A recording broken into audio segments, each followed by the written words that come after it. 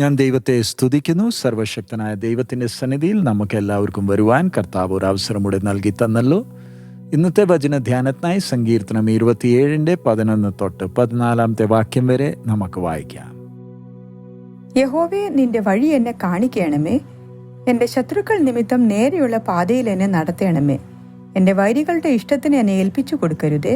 കള്ളസാക്ഷികളും ക്രൂരത്വം വിശ്വസിക്കുന്നവരും എന്നോട് എതിർത്ത് നിൽക്കുന്നു. ഞാൻ ജീവനുള്ളവരുടെ ദേശത്ത് യഹോവയുടെ നന്മ കാണുമെന്ന് വിശ്വസിച്ചില്ലെങ്കിൽ കഷ്ടം.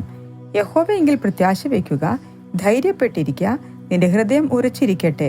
അതേ, യഹോവയെങ്കിൽ പ്രത്യാശ വയ്ക്കുക. ഇവിടെ നമ്മൾ കാണുന്നത് എത്ര ഭംഗിയായി ദാവീദ് തൻ്റെ ഈ പാട്ടിനെ, സങ്കീർത്തനത്തെ അവസാനിപ്പിക്കുക. ഈ സങ്കീർത്തനത്തിൻ്റെ ആരംഭത്തിൽ ദൈവത്തിലുള്ള ആ പ്രത്യാശ വെച്ചുകൊണ്ട് ദാവീദ് പാട്ട് ആരംഭിച്ചത് ഈ വാക്കുകൾ ഉപയോഗിച്ചുകൊണ്ടാണ്. യഹോവ എൻ്റെ വെളിച്ചവും എൻ്റെ രക്ഷയുമാകുന്നു, ഞാൻ ആരെ ഭയപ്പെടും? യഹോവ എൻ്റെ ജീവൻ്റെ ബലവും, ഞാൻ ആരെ പേടിക്കും? ദാവീദ് തൻ്റെ ശത്രുക്കളെ കണ്ട് ഭയപ്പെടുന്നില്ല. പക്ഷെ എന്നാലും ദാവീദ് ദൈവത്തോട് യാചിക്കുന്നത്, യഹോവേ, എന്നെ നിന്റെ പാതകൾ പഠിപ്പിച്ചു താ, ഞാൻ അതിൽ നടക്കേണ്ടതാ. ദാവീദിന്റെ ആഗ്രഹം ശത്രുക്കളുടെ കയ്യിൽ അവൻ അകപ്പെടാൻ ആഗ്രഹിക്കുന്നില്ല. ദാവീദിനറിയാം ദൈവത്തിന് തൻ്റെ ജീവിതത്തെ കുറിച്ച് പൂർണ്ണമായ ഒരു ഹിതമുണ്ട്. പക്ഷെ നമ്മൾ ദൈവത്തിൻ്റെ സ്വഭാവം പഠിക്കുമ്പോൾ നമുക്ക് മനസ്സിലാകുമല്ലോ, ദൈവം തൻ്റെ പദ്ധതി ഒരു വ്യക്തിക്ക് മുഴുവൻ ഒറ്റ നിമിഷം കൊണ്ട് വെളിപ്പെടുത്തി കൊടുക്കത്തില്ല. കാരണം നമ്മുടെ ചെറിയ ബുദ്ധി ഉപയോഗിച്ച് നമുക്ക് ദൈവത്തിൻ്റെ പദ്ധതിയുടെ ആഴം മനസ്സിലാക്കുവാൻ കഴിയത്തില്ല. ദൈവം ആരെയും നിർബന്ധത്താൽ തൻ്റെ പാതയിൽ നടത്താൻ ആഗ്രഹിക്കുന്നതുമില്ല. ആർക്കും ദൈവം എങ്ങനെയെങ്കിലും കുറെ കാര്യങ്ങൾ കാണിച്ച്, വാഗ്ദാനം കൊടുത്ത്, ബ്രൈബ് ചെയ്ത്, കൈക്കൂലി കൊടുത്ത് തൻ്റെ പാതയിൽ നടത്താൻ ദൈവം ആഗ്രഹിക്കത്തില്ല. കാരണം ദൈവത്തിൻ്റെ സ്വഭാവം, ദൈവം വിശ്വസ്തനാണ്.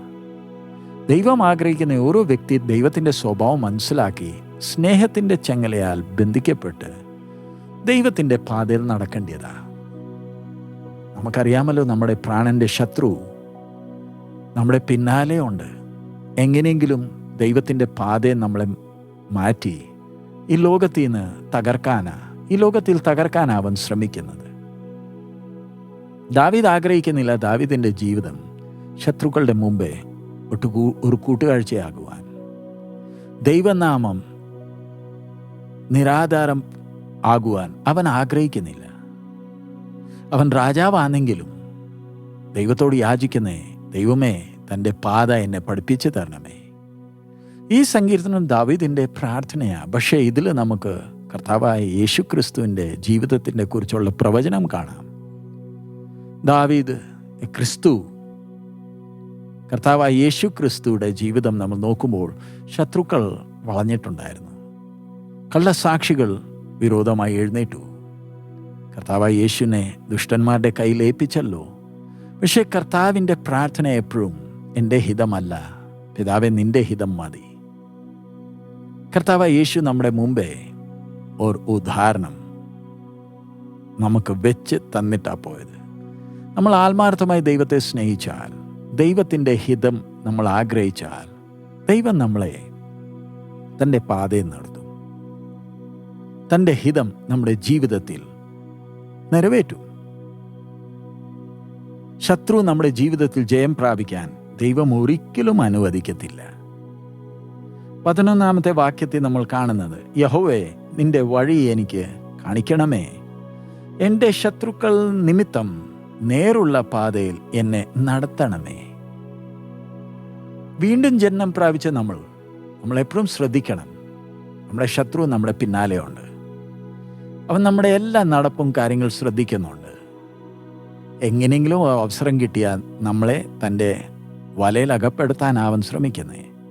അലറുന്ന സിംഹം പോലെ നമ്മളെ നശിപ്പിച്ച് ദൈവത്തിൻ്റെ ഹിതത്തിൽ നിന്ന് മാറ്റി നമ്മുടെ മോഹങ്ങളിൽ നമ്മളെ അകപ്പെട്ടിട്ട് പാപം നമ്മുടെ ജീവിതത്തിൽ വാഴുകയും നമ്മളെ നിത്യനരകത്തിലേക്ക് കൊണ്ടുപോകാനാ സാത്താൻ ബന്ധപ്പെടുന്നത്. അതുകൊണ്ട് നമ്മുടെ ജീവിതത്തിൽ നമ്മൾ എത്ര ശ്രദ്ധയുള്ളവരായിരിക്കണം. ആത്മാർത്ഥമായി ദൈവത്തിൻ്റെ പാതയിൽ നടക്കാനുള്ള ആഗ്രഹമുണ്ടായിരിക്കണം. 13-ാമത്തെ വാക്യത്തിൽ നമ്മൾ വായിക്കുന്നത്, ഞാൻ ജീവനുള്ളവരുടെ ദേശത്ത് യഹോവയുടെ നന്മ കാണുമെന്ന് വിശ്വസിച്ചില്ലെങ്കിൽ കഷ്ടം. ഇതാ ദാവീദിൻ്റെ പ്രാർത്ഥന. നമ്മളെ തന്നെ ഒന്ന് ശോധന ചെയ്തേ. ദാവീദ് പറയുന്നത്, എനിക്ക് പ്രത്യാശയുണ്ട്, ഞാൻ ജീവനുള്ളവരുടെ ദേശത്തിൽ ദൈവത്തിൻ്റെ നന്മ കാണും. ഈ പ്രത്യാശയ ദാവീദിനെ ദുഷ്ടത നിറഞ്ഞ ഈ ലോകത്തിൽ മുന്നോട്ട് പോകുവാൻ ധൈര്യപ്പെടുത്തിയത്.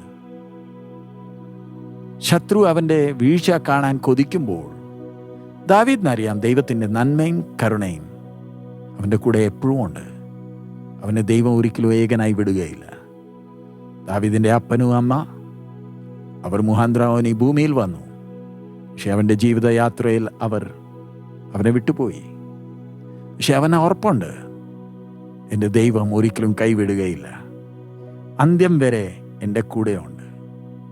അതുകൊണ്ട് 14-ാമത്തെ വാക്യത്തിൽ, ഈ സങ്കീർത്തനത്തിൻ്റെ ഒടുവിലത്തെ വാക്യത്തിൽ ദാവീദ് പറയുന്നേ, യഹോവയിങ്കൽ പ്രത്യാശ വയ്ക്കുക, ധൈര്യപ്പെട്ടിരിക്കുക, നിന്റെ ഹൃദയം ഉറച്ചിരിക്കട്ടെ, അതേ യഹോവയിങ്കൽ പ്രത്യാശ വയ്ക്കുക. ഈ വചനം നമ്മളെ ഇന്ന് ബലപ്പെടുത്തുമാറാകട്ടെ. ജീവിതത്തിൽ പ്രതിസന്ധികൾ കാണും, കൊടുങ്കാറ്റുകൾ കാണും, തിരുമാലകൾ നമ്മുടെ വിരോധം എഴുന്നേൽക്കുന്നുണ്ടായിരിക്കും. പക്ഷെ എത്ര ധന്യ പ്രത്യാശ ദൈവം നമുക്ക് തന്നിരിക്കുന്നത്.